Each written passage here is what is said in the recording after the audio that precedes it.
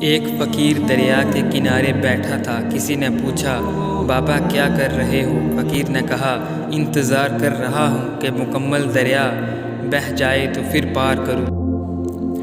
حضرت علی رضی اللہ عنہ نے فرمایا، جو شخص اللہ تعالیٰ سے مدد چاہتا ہے، اللہ تعالیٰ اس کی مدد ضرور فرماتا ہے۔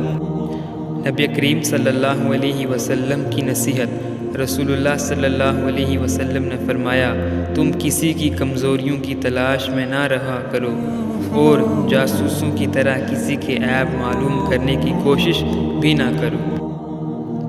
رسول اکرم صلی اللہ علیہ وسلم نے فرمایا، سخن چین یعنی خواہ مخواہ نطقہ چینی کرنے والا جنت میں داخل نہ ہوگا۔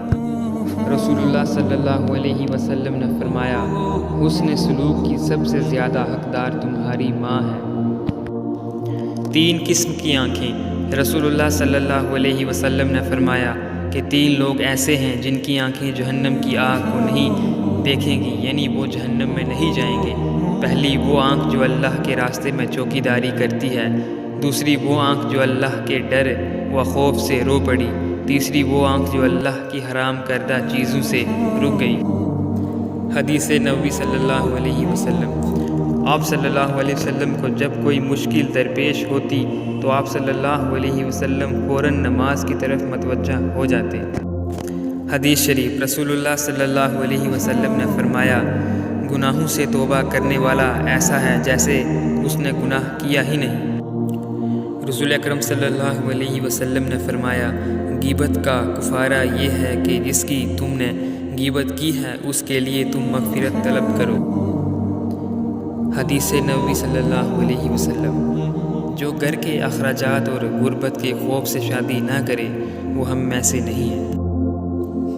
حضرت ابوبکر صدیق رضی اللہ عنہ نے فرمایا، ہر چیز کا ثواب کا اندازہ ہے مگر صبر کے ثواب کا کوئی اندازہ نہیں۔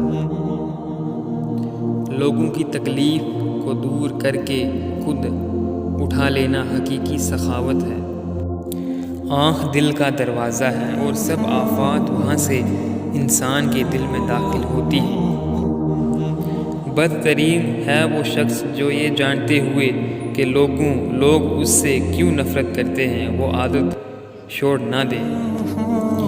جو اللہ تعالیٰ کے کاموں میں لگ جاتا ہے اللہ تعالیٰ اس کے کاموں میں لگ جاتا ہے۔